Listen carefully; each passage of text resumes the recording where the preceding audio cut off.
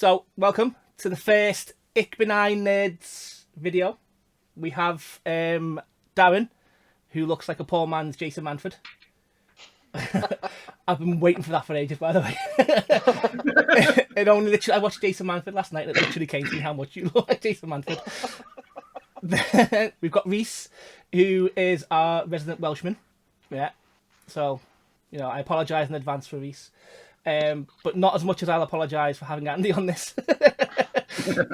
Who I can't help but think. Are we best keeping our real names on this? Right? It's a bit late now. I know that. Have you got anything to hide? I literally don't understand what just happened then. I was gonna put our Twitter handles up and all kinds of stuff. Do you not want that, Andy? Do you not want fame and fortune following you around?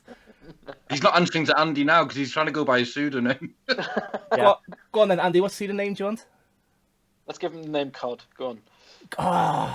You like Cod.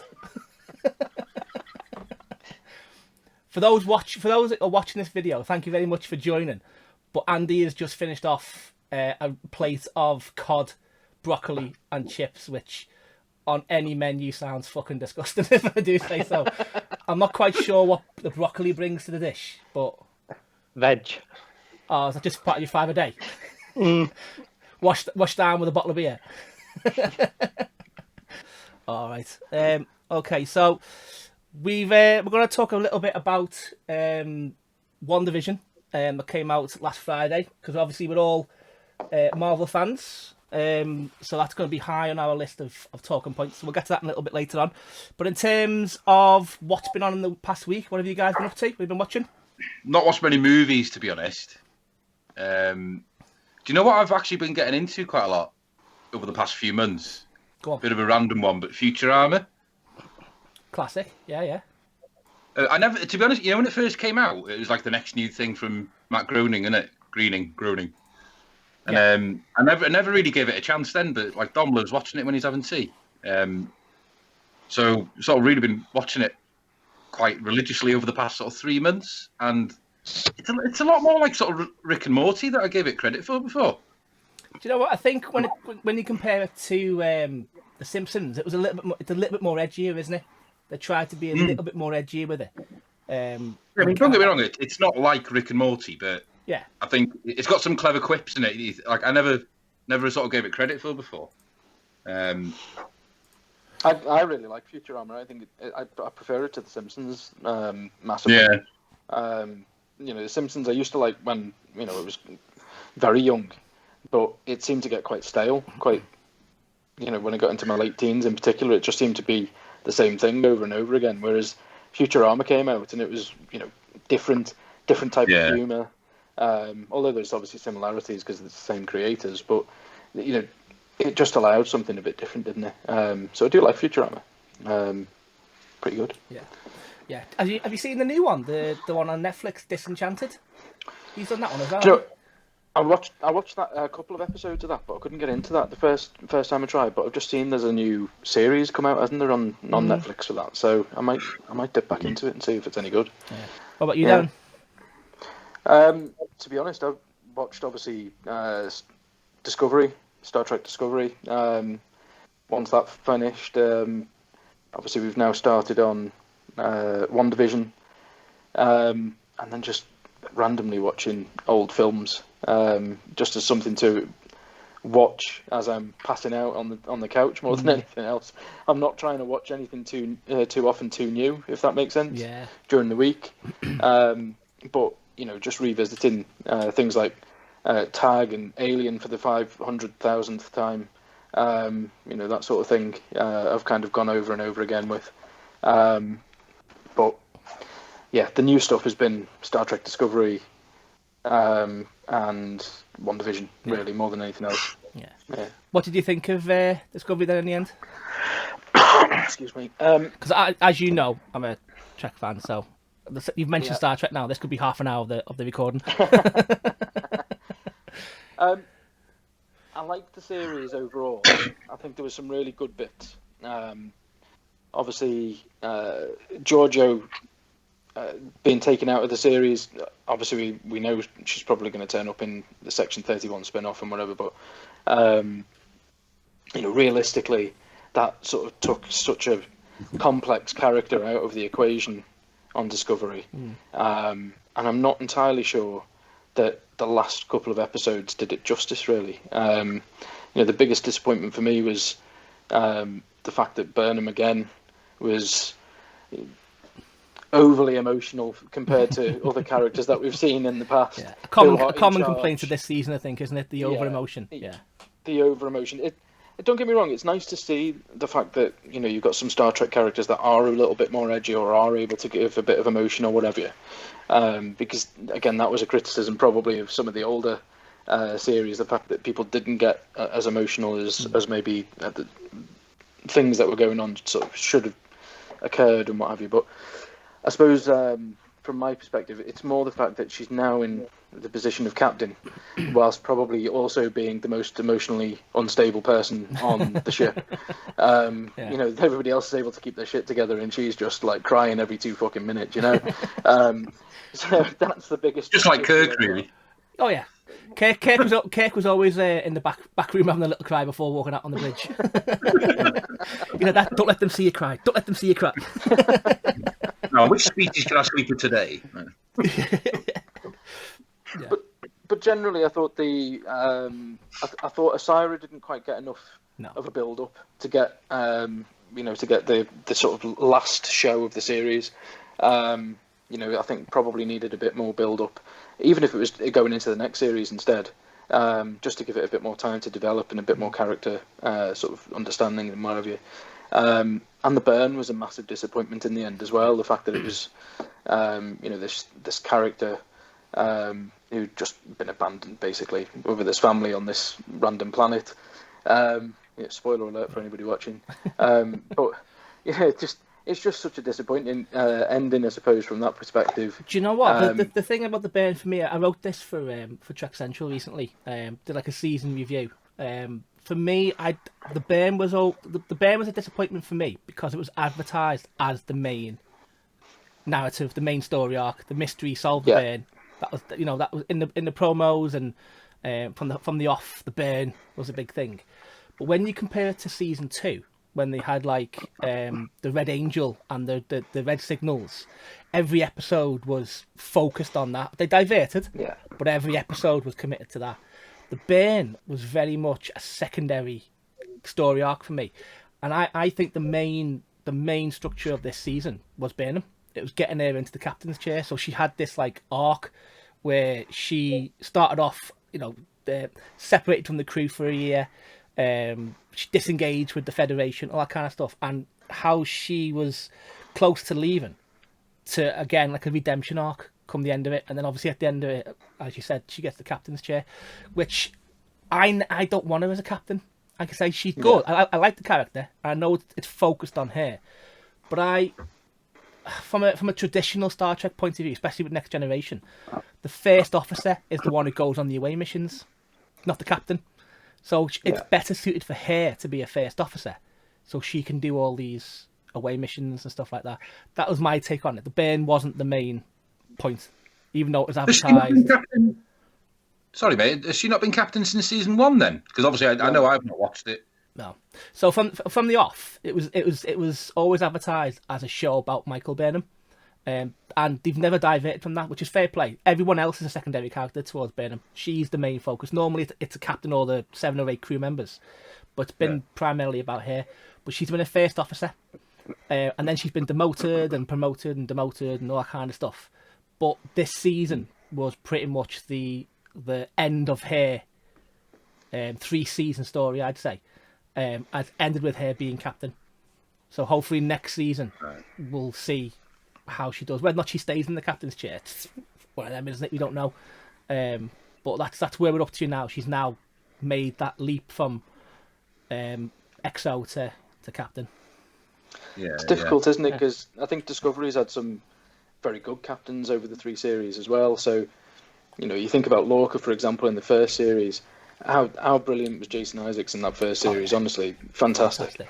And and then second series where we had Pike and having I was going to say Mason Mount, but it's that's the Chelsea player, Anson Mount, isn't it? He's a good footballer, that captain. He can stick it in the top bin. Yep. But I thought, I was hoping at some point that they would find a way of writing the story where they would keep him involved, I suppose, with Discovery. In the same way that I was hoping that they'd write a story that they keep Giorgio, I suppose, Michelle Yeoh, in Discovery as well, because I think they added layers of complexity to the show, which has now been lost, and we're now fully focused on Burnham. And okay, fine, she's the main star of the show, but I don't think we've ever had a Star Trek series which has been focused solely that much on one person who may or may not live up to the potential as captain of a ship, to be perfectly honest. The problem you've got as well, you've got a bridge crew of, 7 or 8, maybe, command characters in the background. Most of them, I didn't know their names until this series, to be fair. And there's still a few that, if you ask me who they were, I'd be like, I don't know. That's never happened to me in Star Trek. But the problem you've got is when you go from an episodic situation where you've got between 20 and 23 episodes, whatever it might be, you've got space for these secondary characters to have their moments in the sun. So you can have an episode where they crash land on a planet, and to keep the spirits up, they're telling a bit about their past and their history, and you learn more about who they were and what motivates them and stuff like that. When you go to a serialized approach, you can only focus on the characters that drive the narrative. So you've only got a few key players. You've got Burnham, you've got Saru, Lorca in the first season, Giorgio. You've got to give them the time to drive the narrative. The rest of the characters are just there to go, yes sir, no sir, 3 bags full. So I'm kind of hoping, because they did give some characters some light this season, that in the 4th season, it looks like they might be going back to a kind of Planet of the Week format that has an overriding story arc or mystery to solve or whatever. So hopefully they do that.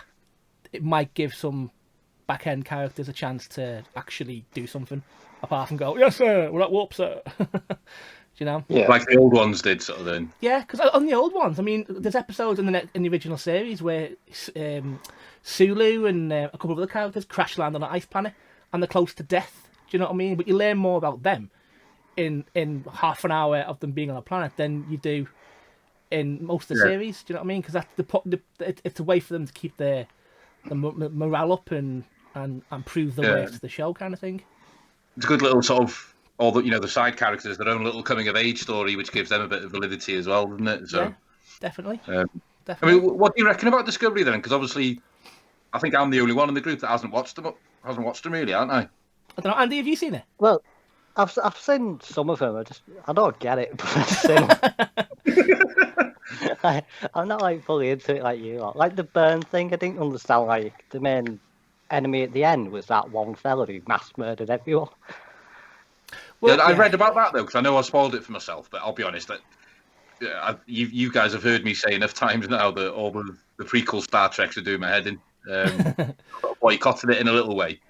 That Picard I absolutely loved, but I read about the burn, and like you said, David, that was meant to be the overarching sort of arc in season. Is it season 3? Yeah. Yeah, and I've read a lot of people were disappointed. Like you said the same, didn't you, Darren? Yeah. I think it's one of them weird things in the sense that I really enjoyed season 1 and season 2 of Discovery, and I think this was an opportunity, I suppose, to move away from prequels, give yourself a new lease of life, and really have a fresh start, where you're not sort of, I suppose, having to play within the realms of canon that's gone before. Like restrained. Restrained, that's the word I was looking for. Yeah. So, from that point of view, it's a little bit disappointing that I suppose this series didn't quite live up to expectations, I suppose, more than anything else. It wasn't a bad series in any way, shape or form. It was still enjoyable. I still enjoyed it, but compared to season 1 and season 2, it was like chalk and cheese for me. Yeah. I mean, I'm a big fan of the second season. The first season was a bit rocky for me, because of the canon issues and a few other aspects that I wasn't quite happy with. The Klingons, for example, such a drastic. I mean, I tried. Is that why people complained about the way they looked? Yeah, I mean, it was such a drastic change, and I don't really think it needed to be. I mean, the ones in the Kelvin timeline in Into Darkness was a bit of a change, but at least that still looked similar to what we knew. These were like completely different. So that was a bit of a took a while to get used to. The second season was great. I loved it. I love Pike. I love Spock because obviously I'm an original series fan, so that brought that back to me. The third one, yeah, I agree with Dan. They had a chance to really break away from canon, and they did that. They brought in some new tech and some quite bonkers shaped starships that you wouldn't believe, but they didn't really capitalise on it. I'm hoping that we see all that next year. But with the burn, the way it was done, I thought was very Trek. I quite liked the way they did how the burn was caused. But the You mean in the way they revealed it, or the in the way in how it happened? Yeah. So okay. It's basically this Kelpian, who's what Saru's species is called.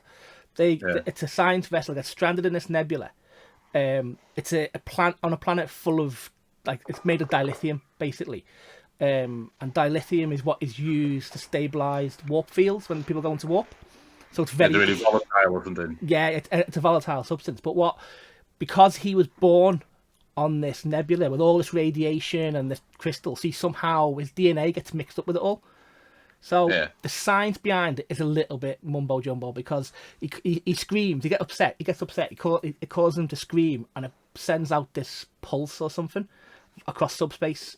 And it interacts with any active dilithium, causing it to explode.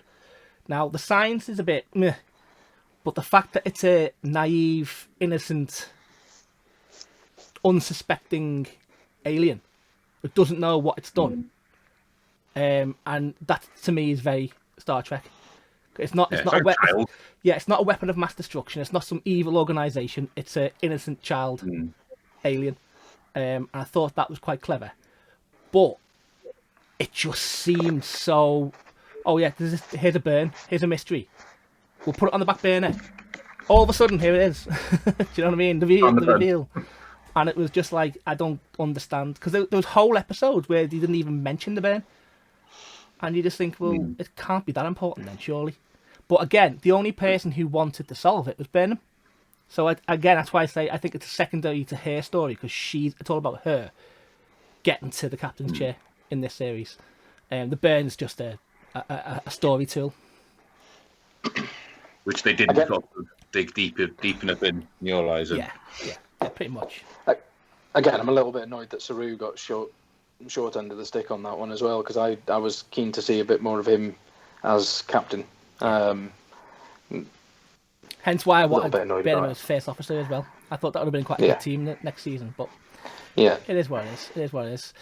So, do you think Saru will be back in the next series? Oh yeah, he is. He's filming. He's back. I don't think he's going to be back as much as we think. Because I've heard online that one of the reasons why they've done this is because he's taken a step back. Because he still wants to be very much a part of it, but I think he's something like he's in his 50s now, and he's got other filming commitments as well. So I think he wants to do them. So to do all of it at a certain age as well, he's just taking a roll back. But I think he won't not be in it. It's just what capacity he's in it throughout the season. Will he be an ambassador? Will he come back to the captain's chair? Will he be a member of the Federation on the HQ and just be like a liaison to the missions? We don't know. I can imagine the makeup probably being the worst thing for him more than anything else. Could you imagine? I tell you what though, how good is the makeup on that show? Yeah, that is good, in fairness. And the special effects. Next season, you know the Mandalorian, which we need to talk about at some point, by the way. You know how they have the video wall? Have you seen this? Yeah, I've seen the makings of that. Oh, it's brilliant, isn't it? So they basically have a wall where they can just tap a few buttons and they can change it to a planet, they can change it to a scrapyard, to an empire thing. And it looks, when you film it, it looks like you're actually there. It's fantastic. They're using that tech in Discovery next season as well. I think everyone's using that now, because even Marvel's using it. It's incredible.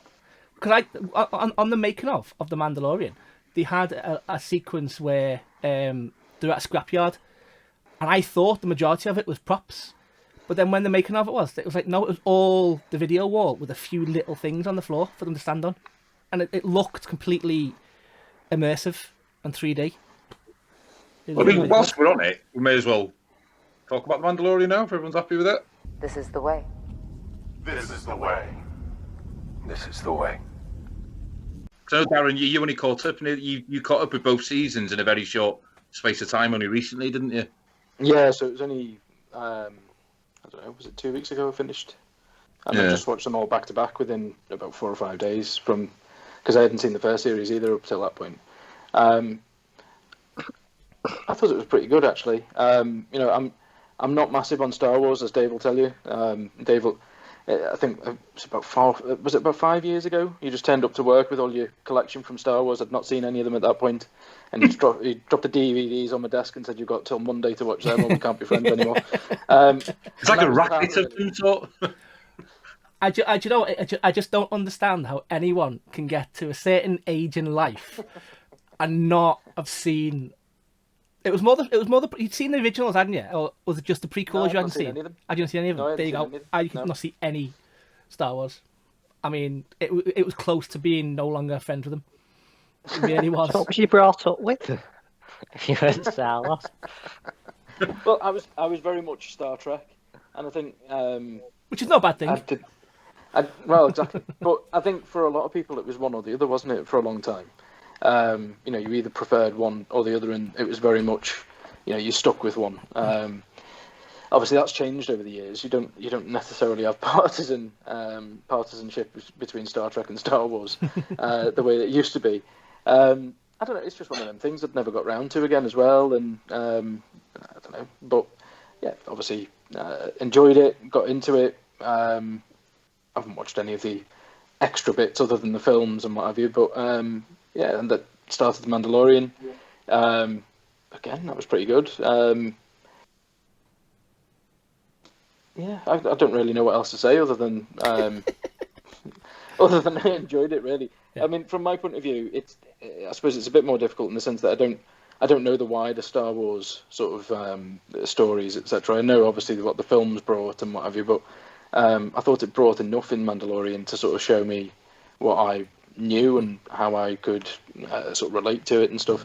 Obviously, having Baby Yoda, or I don't know what his real name is. Grogu, was it? Was it Grogu? Grogu, yeah. Yeah, so you know, having him in there sort of helped. I think with the story arc very much, and I'm a little bit confused as to how the next series should work without him, because I think the Mandalorian himself I think he's become more relatable between the two series in the fact that he's doing a lot to protect him. Yeah. No, I can see Grogu coming back. Yeah, he might come back, but he might come back with his powers and his. But if you can see him coming back, how? Because he's gone off with Luke Skywalker, which was just like the moment of like lockdown for me was seeing Luke Skywalker come back in a bit of a cool way. But he's gone off with him to train. So how can you see Grogu coming back? Well, something happens in between, doesn't it? Because of. Do you think there'll be a time jump then? Do you think it would be like this ends at one point and the next series will take place a few years after, or do you reckon there'll be a jump in time between the two? Well, haven't they already said that they're not filming the next one as quickly anyway because they're concentrating on that book of Boba Fett? Yeah, so they're doing Boba Fett as the next one, and then they're doing Series 3 next year of The Mandalorian. But obviously, if you are looking to bring back the child, then would season 3 take place like 5 years after season 2 or 10 years? Do you know what I mean? Would there be a gap between a long gap between the two seasons? Because that would allow, because you couldn't do if season 3 picks up straight away, you couldn't have the child come back straight away. It defeats the entire thing of season 2, doesn't it? And the end of it, it'll undermine the finale. But if you were to bring them back, if you did it in a way that there was 5 years, and like Dan said, he'd come back with some of his powers and he can talk maybe, or that kind of way, there needs to be a time gap, doesn't there? Yeah, true. Will they bring it closer to The Force Awakens? Well, they've got to explore the whole thing with, is it Bo-Katan? Yeah. And she needs to like win the spear off him, doesn't she? Rather than not spear, sorry, the sword, the Darksaber. Yeah.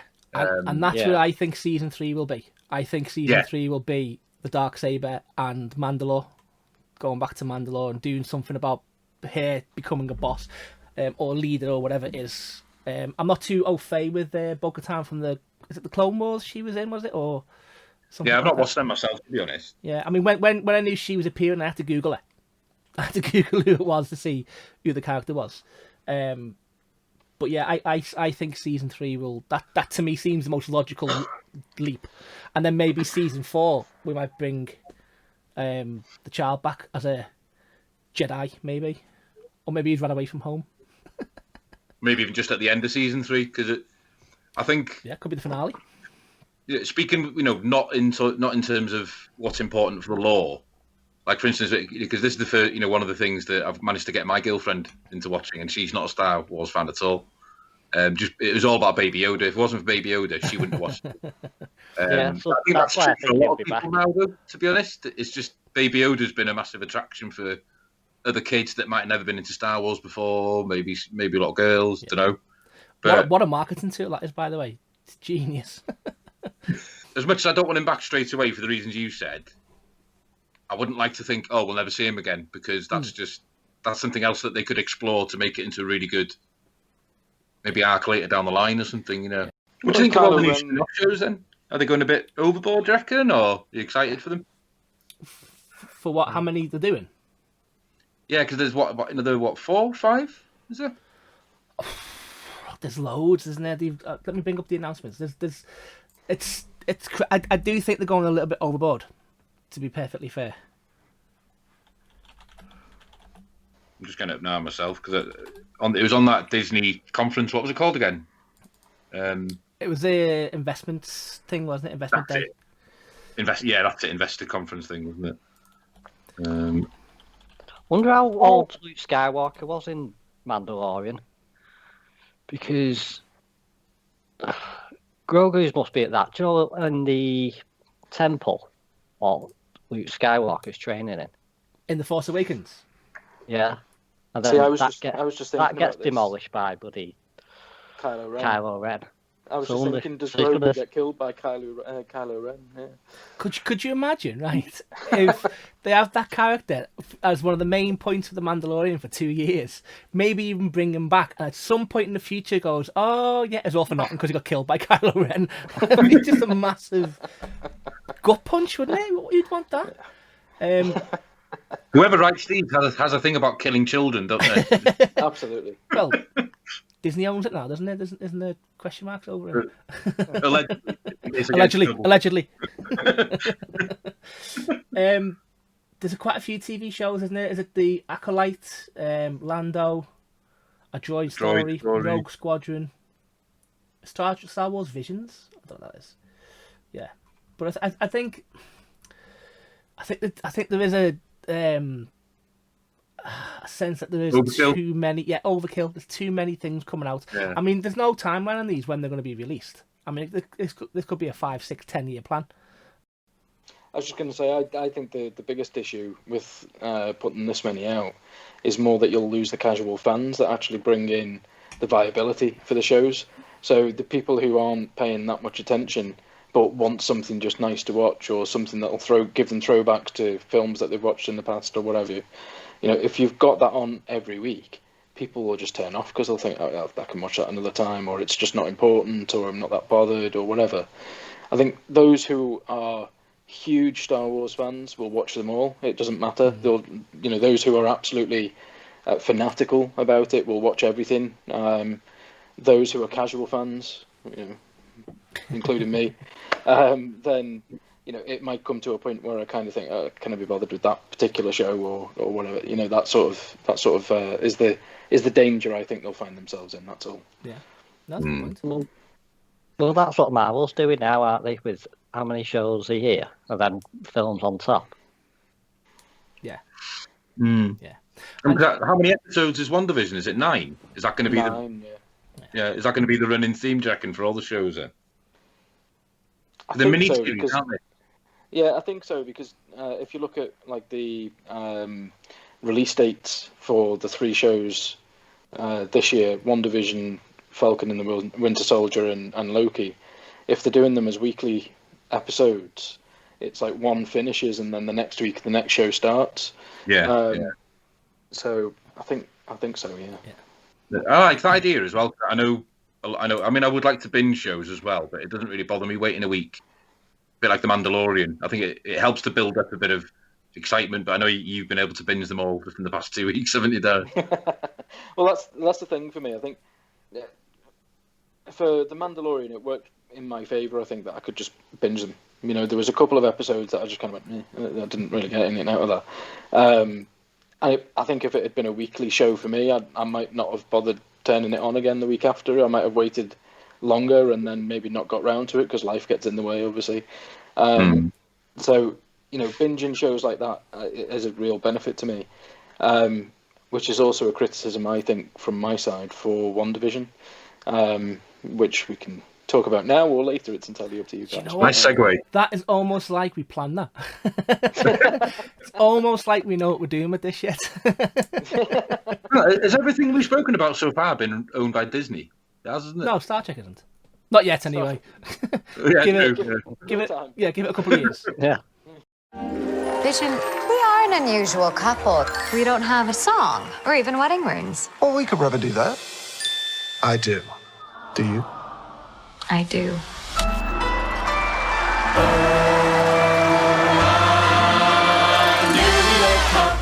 Just moved to town, a regular husband and wife.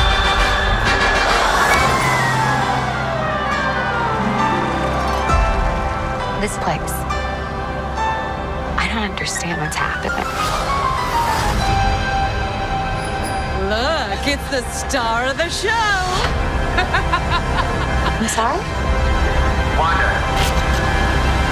Wanda, can you read me? And they lived happily ever after. Wandavision. Oh, this is gonna be a gas. Okay, so speaking of WandaVision, we've done a nice transition to that.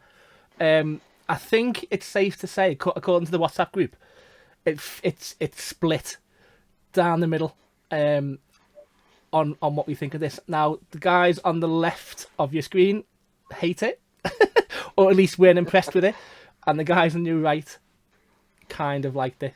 Yeah. Yeah, I really like it, to be honest. I think there's a lot of intrigue, and I think how invested I am in, you know, for everything they've built already. Even if it was a bit crap, I'd still be like, I really like it, if I'm honest with you.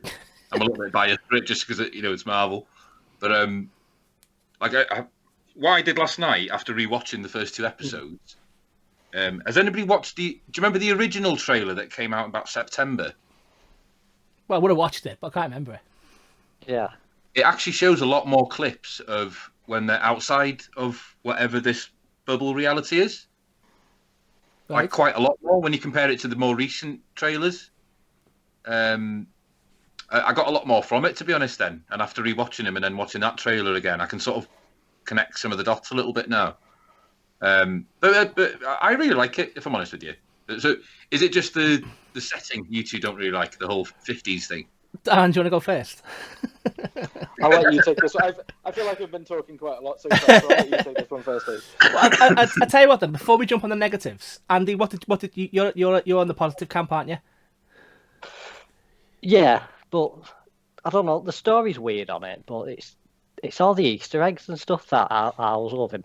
Well, you're very It- much the comic book fan, aren't you? You can take things from the comic, can't you, and spot it on the screen. Yeah. You're Mr. Source Material. Yeah, it takes. Yeah, I can easily break it down. Yeah. I mean, for me, it was okay.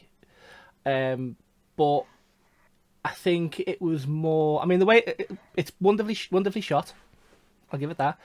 The actors, fine, really good. In fact, I really liked Vision being drunk. I thought that was actually quite funny. But I just don't like. It's cheesy. I hate those old style sitcoms. It just grates me, all that sort of like, oh well, you did do that, didn't you? Ooh, sort of like, ooh, you shouldn't do that again, kind of humour. And I just, because I grew up watching Bewitched and stuff like that. My mum used to be mad with it. Do you know what I mean? Yeah, and I remember watching it thinking, this is just like the worst kind of humour. I just don't find it funny. And I think basing a comedy around that opening, that style, just doesn't work for me. And I know it's probably only the first 2 episodes, and then the next 2 will be something else, and then eventually it'll reveal it. And I've got no problem that it will get better. But I just don't you didn't think that like. adds to the darkness of it, though? Because you know when there's a few points in both episodes where it sort of took a little bit of a dark turn. I think the contrast between the cheesy, perfect American sitcom and then like, oh, hang on, is she choking him, and is that woman saying "stop it" to her? It's like, I think it made the dark bits even darker just because of the contrast. But Yeah, I mean, that's just me. Yeah. I enjoyed most aspects no, of it. and that's a fair comment. And yeah, I think when that choking bit happened, you kind of think, oh, what's going on here? And then it leads to something bigger. But Yeah. I just don't like the shell they put it in for now. Yeah, how it's presented, isn't it? Yeah. I just don't like that look of it, that humour. I can understand that as well because Kay was near to blowing her brains out. That's my girlfriend, and yes, I do have a girlfriend, viewers. Yeah, I think it's safe to say we should mention that we all actually do have girlfriends. Even Andy, I've heard her. We all have girlfriends, even him down there. I can understand people not hating that because I think if it was going to go on for 9 episodes of Bewitched, even I'd be a bit after 2, like, oh, come on, do you know what I mean?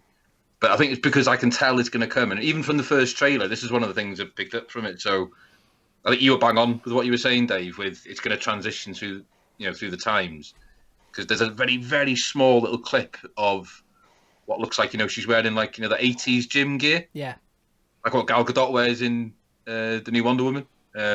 Not that I've seen it yet, by the way. So I think it's gonna go into the 80s, and I think I'm gonna love that probably period the most, just because that's my jam. That I think. See, it's a clever sort of way of doing it, where you start off in like 50s style comedy, then you might transition to 70s and 80s and then 90s and something like that. If they do that through all the sort of comedy settings, then I can kind of get on board with it. But it's just this era. It's like it's not. Do you know what? It's American old style comedy grates me. Do you know what I mean? But if I'm obviously from America, the I Love Lucy's and Dick Van Dyke shows and Bewitched, they love it, don't they? They're like, it's their comedy, their comedy heritage. In the same way that I can watch sort of like Only Fools and Horses and Hancock's Half Hour, and the Cook, was it the Cook Report? Was it where some of the like John Cleese and that started off with? I'm not too sure what it's called, but the old 50s comedies, 60s comedies, British, I love. But no doubt, and if I showed it to a bunch of Americans, they'd be like, "The fuck's this? This is crap." I think I'll be like that now. I don't know what you're talking about. You need an education in a comedy heritage. That's what you need. I'm going to send you some clips. Yeah, I think I go back to Fawlty Towers. Fawlty Towers. See? Do you know what though? Like my missus loves that, but I think I'm one of those few people. I take it you're the same, Andy. Did you not like it? No, I didn't mind it. I was like that. I could easily take it or leave it. I don't. Yeah. I think I can only remember maybe one scene, maybe 2. I think my comedy growing up was Mr. Bean or something. Classic. Still a classic. But you know what? It's funny if they'd set the first episode in Fawlty Towers, I probably would have been a lot more on board with it. You know what I mean? If they had who's the guy who plays Vision? Oh, I forgot his name. Paul Bettany. If they had Paul Bettany playing John Cleese's character, I'd be all over that. Do you know what I mean? And Olsen as his suffering wife, that would have been great. But they didn't. They set it in Bewitched, or is it the Dick Van Dyke Show? Isn't it? The set looks like it's meant to be Dick Van Dyke Show, isn't it? But But yeah, no, I'm not. I know it'll get better, but the first two were a bit of a non-start for me. Yeah, and I think Darren I feels the same way. agree. Yeah, But I to be honest, agree. I think most people are watching it not for the setting it in, but for those few seconds when you realise, oh, they're being monitored at the end. I know, but I isn't think- it such a long time just to get those few seconds? Do you know what I mean? Yeah, it is. Surely there should be a little bit more to the show already. Do you know what I mean? If we're two episodes in, I've wasted an hour of my life watching this so far, and there's been nothing really to show for it. Yeah, but you apart could say from- that at the end of every Marvel film. When Yeah, you wait for them end credits, you sit there with no one around you. Well, no, Yeah. not really, I because don't at think least so. a Marvel film is an hour and a half. You've got action, comedy, you've got all kinds of stuff going on there, and you've got And all you've the got Easter that eggs. story. Yeah. Yeah, you've got that story for that specific film as well. Yeah, I think the difficulty for me is the fact that I've actually enjoyed reading about WandaVision since watching the episodes more than watching the episode. Finding out what the theories are, what people think the Easter eggs are going to be, what's actually going to happen. All that part's been really exciting, and a lot of it is pretty good. Yeah. But I really didn't enjoy watching the two episodes themselves. The enjoyment just wasn't there, I don't think, when I was watching it. The beekeeper that arrives for all of 2 seconds was a bit of a glimpse. 2 seconds of radio transmission saying, "Who's doing this to you, Wanda?" Knowing full well it's herself. And those bits, yeah, fine. But I've watched, a magic show, jarg magic show for 20 minutes that isn't going to play out as far as the next stage of this story goes, really, more than it just felt like filler. It didn't feel like it was going to be part of the main story at the end. And do you know what? Did you get a sense? Oh, sorry, mate. Go on. No, go on. You go first. About the magic show bit. Yeah. Like, I don't know if I'm just saying something that's like blatantly obvious, but they were really trying to emphasize the whole, an illusion is fake, which is what this is all going to turn out to be, or something. But But I think creating a show that like this, I can't help but feel that sometimes when they come to these sort of shows, and I think there's a few guilty of it, and maybe a few films guilty of it, it's more for the Easter eggs than the actual plot line. Do you know what I mean? I mean, when you look at the story itself, yeah, okay, it's got all these different undertones to it, and there's meaning behind everything, and you can dissect it and theorize and go, yeah, okay. But by doing all that and keeping an eye out for the Easter eggs and going like, this could mean this could mean that, it takes something away from just the pure enjoyment of the show. Do you know what I mean? like wood for the trees sort of thing. Yeah, if I to bring it back to Star Trek, because obviously that's my thing. If I was watching a Star Trek episode and all it was doing was showing me Easter eggs and stuff like that, I'd be like, yeah, this is really good. But at the same time, I'm thinking, well, where's the plot? Where's the gist and how to cut to it? And I Dave, think you'd be if there was a Star Trek episode that was just full of space rock pictures what? taking phallic forms all the way through the hour. Yeah, Space Dick Rock. Yeah, just Space Dick Rock flying through space with the theme tune. Woo! I'm like, oh, it's the best show ever, best episode ever. But you get my point though, don't you? Where if you're watching a show pure and you have to do that with it just to try and get theories, it takes away something from just watching. I think that's why a film works slightly different. In an hour and a half film, 2-hour film, it's more subtle. Do you know what I mean? They can throw little bits in because you've got 2 hours worth of stuff to watch and entertainment, and then maybe you can go back and dissect it. But what was it, 25 minutes, the first episode? 30 minutes, something like that. So They're only half-hour ones, aren't they? Yeah. Would you say that the newer Star Wars are guilty of that as well, though? 'Cause I think it was Force Awakens was the newest of the new trilogy, isn't it? yeah, Not the newest, sorry, the first of the new the first of the trilogy. new trilogy, yeah. Because that's the only one of the new ones that I've watched in its entirety, and that really felt like, oh, they're just trying to show all the glimpses of what people fell in love with the original, which is great. Then I just felt like it was just a repeat. But that's different again, though, isn't it? Because that's not Easter eggs. That's not like referring back to something. The True, Force yeah. Awakens was a blatant rip of A New Hope, wasn't it? Yeah. Basically, it's just the same situation, just with times and actors changed. But it was basically the same plot line, the same thing over again. Just gender roles reversed. Yeah, but like the Mandalorian, for example, is a good example, because like when you watch through that, you'll see things in the background, like the Easter eggs, and you'll see they'll mention something that is like the guy at the start of the 3rd season, played by what's his face? I can't remember his name. He had the Boba Fett armor on at the start. That character is actually from one of the books, so from the expanded universe in the books. Do you know what I mean? So if you know who he is as a fan, it's a great little bit of Easter egg, but it doesn't take you out of the story, because you know he's very much part of that universe.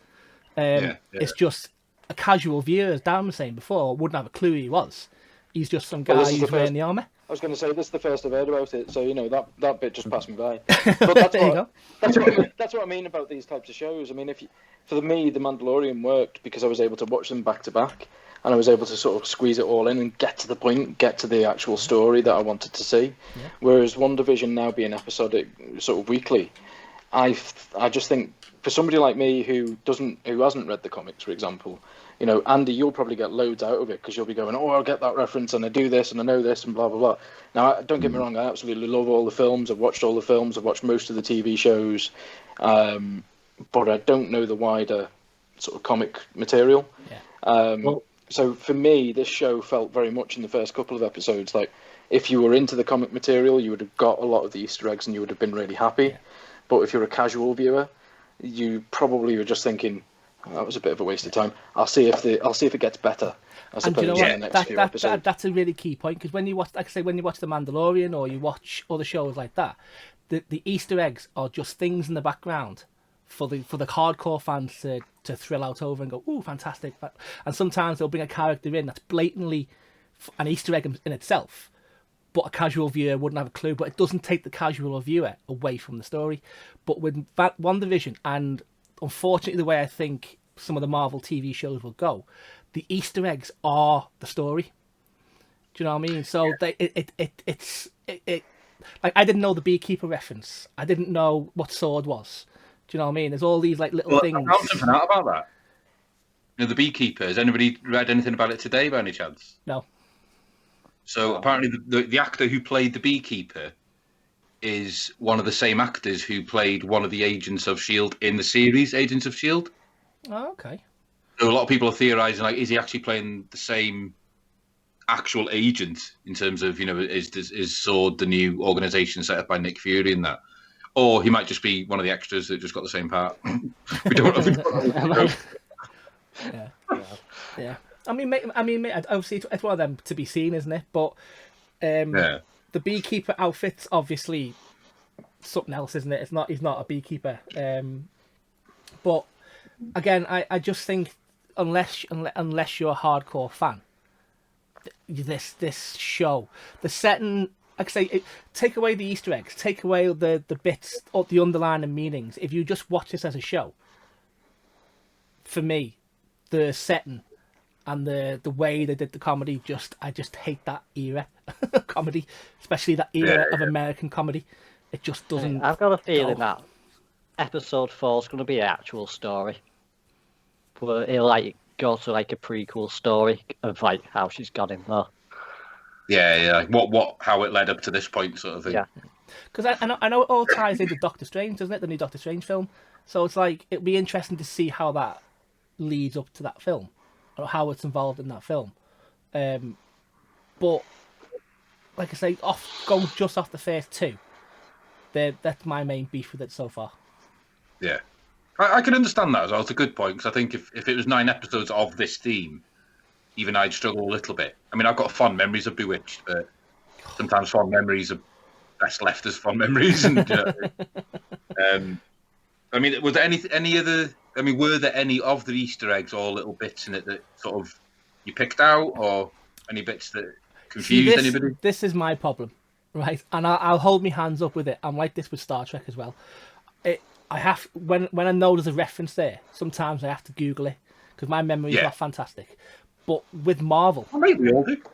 With Marvel, I haven't got an igloo because I don't collect the comics, and my association with Marvel is the films. That was my entry point to Marvel, basically. I've had a few DC comics, but never Marvel. So I've had to Google Easter eggs, and to be honest with you, there's nothing really that blows my kilt up. I know in the second episode, the animated introduction, they linked to some big form of bad, was it? Just trying Grim to find Reaper, was it? Grim Reaper. Yeah, the Grim Reaper. Yeah. And like, there's one that says there's 2 Easter eggs are visible in the animated section where Wanda's shopping in a store. Blah blah blah. But apparently, what the woman she talks to is Agatha Harkness, a powerful sorceress. Yeah, and people think that's Agnes, isn't it? Is that right? Yeah. And again, this is my issue a little bit with Easter. This is my issue a little bit with Easter eggs. It's like, sometimes they put them in there just for a bit of fan service, but at the same time, it's like, is that going to lead to something, or is it just it could be, this sorceress, or is it just a nice little fun Easter egg? Now. What do you mean? Well, I think I don't know. I think they're aiming at the comic fans at the moment. Yeah, well, wouldn't surprise me. Wouldn't surprise me. Well, then I think the story will open up, because I've got a feeling Vision's the villain. He's actually Mephisto in disguise. Okay, and who Distro? Do you say? Mephisto. I can't pronounce that. He's like the. You think he's Vision? Yeah. That's interesting. Because if you look at your trailers, do you know, like when they go through the time zone, they hit the 80s. Yeah. Wanda's on her own, and the kids are all like missing. Yeah. And she goes into that like depression stage. Because like Dave and Darren, do you know much about the kids Wanda had? Well, I've read about it. Yeah. So again, it's part of the best part of WandaVision for me has been reading sort of all the theories and the backstories and all that sort of thing ever since the end of the second episode. So obviously, I've read about Mephisto, and I've read about the theory about the kids with Wanda, and everything else as well. And obviously, the date that they can't remember is supposed to be linked to, I think, the children being born that day. And obviously, she can't remember that, I think, is the theory behind it. Again, there's plenty of them. There's not saying it's right, but that seems to be the working one. That seems to be most popular at the moment. I found another one for that date, I think of all the research I've done to prepare for this today, a lot of it has been for WandaVision, I'll be honest with you guys. But there's a few here that I thought, like, obviously I'd seen some of them, but I had to Google the background behind it. And some of them I did generally notice myself. And this one I did have to Google, I'll be honest. But, the date's August 23rd. So 23/8, apparently issue 238 of Avengers, where this storyline did take place.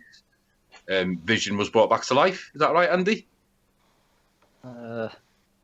I don't know off the top of my head. That's what it said when. Andy, your one job on this is to be the comic book guy. I can't read them all. Allegedly. Did anybody notice his Vision's tie? It had a symbol on it, didn't it? Yeah, like a weird symbol. Now, I still don't know what it means, but that's got to mean something, because that's like quite a strange design for a tie, isn't it? It looks like a sort of battery symbol. It might be It's been quite prominent as well, hasn't it? They put it front and centre in quite a few of the scenes to sort of... Yeah, every time Vision's got a tie, wearing a tie, it's got that symbol on it. Well, I'm getting my Easter eggs from Screen Rant, so thank you very much, Screen Rant. Vision's tie has an interesting pattern on it, and it seems to be a subtle reference to the one he wore in Tom King's celebrated Vision run, where he attempted to start a family and fit in with human society. That's what Screen Rant's saying is their takeaway on the pattern. Just going through some of the other... Do you know what? I got really excited about something last night as well, because I thought I spotted it, and okay, I've not read anything online. And, no, I read it wrong when I saw it. So. But when she picks out the helicopter...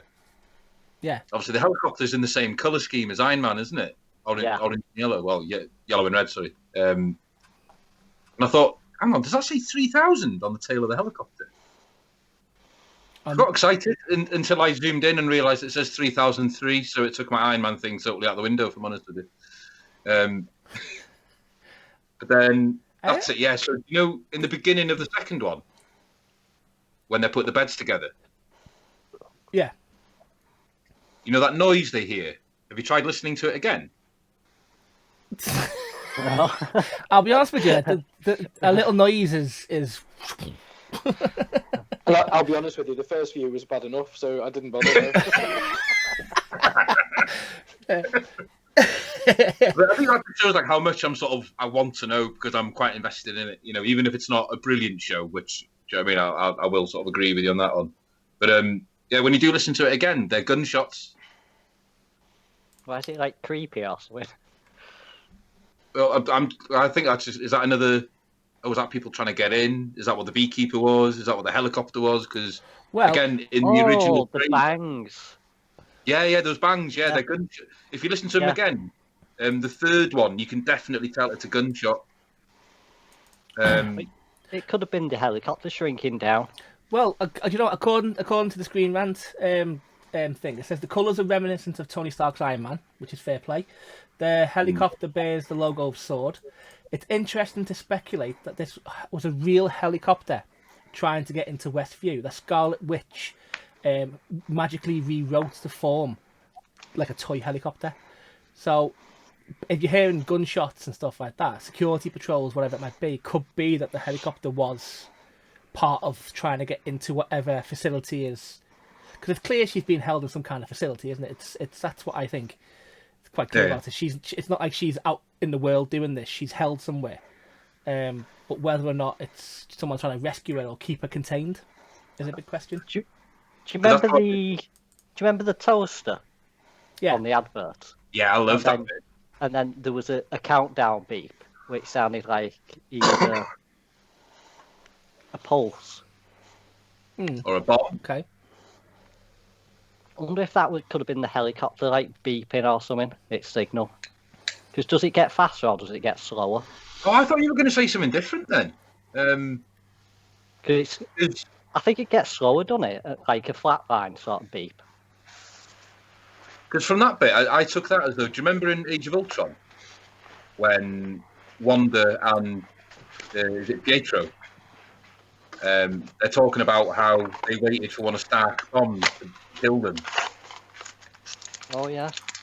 Yeah, I took it as that's what they were. Because it's man and woman in those adverts. They're both the same people. I think that's meant to be their mum and dad. And that blinking light was sort of indicative of that bomb that they talked about in Age of Ultron that killed their mum and dad, and they were waiting for it to kill them. Because it was all Stark Industries as well, wasn't it? Yeah, but don't forget Wanda's. Wanda's. Do we know Wanda's mom? Well, I know Wanda's dad's Magneto.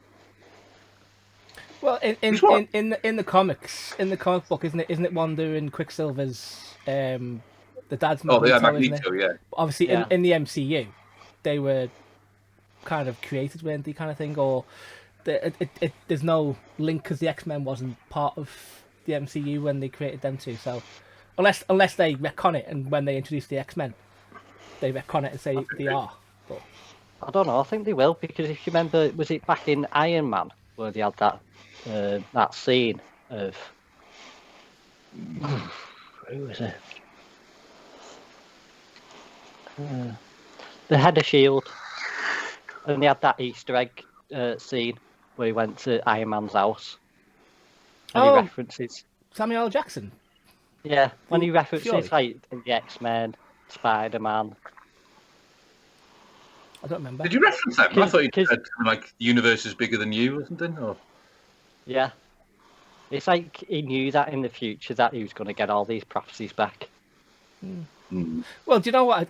If you're the head of Marvel and you've got all your properties everywhere else, you'll know the time scale, won't you, and how to get when they're going to come back to you and stuff like that. Because I believe the Fantastic Four, the only reason that came back to Marvel was because they had to make another film within a certain time period, and then the contract, if they don't do it, the contract expires and it reverts back to Marvel, and obviously that's what happened. But the reason why they can't get Spider-Man back full time is because obviously Sony keeps making shit films out of them. Yeah. Cool. Do you know what? I think we've probably gone a good hour and a bit there, maybe a bit longer. And I think Dan's about to start falling asleep. You're not far wrong, you know. So what we'll do, we'll call it. Dave's going to edit this video down to 2.5 minutes. After It'll just be a video of Dan yawning. Andy eating. Yeah, and Andy eating, yeah. Cool. So yeah, well, thanks very much, guys. Like I say, we're gonna for those watching, we're gonna be doing one of these videos hopefully once a week. Might not be all 4 of us because Darren has the most important job out of all of us. So sometimes it might be without Darren, sometimes it might be with. But obviously next week, hopefully it'll be all 4 of us, and in between we'll do some extra videos. But thanks very much for your time, guys. I appreciate that. It was good chat, good insights right there. Yeah, nice one. Yeah. Cool, guys. Well, take care, and I'll see you on the next IbeNERDS. See you later, guys. See you later. Nice Take care. Yeah.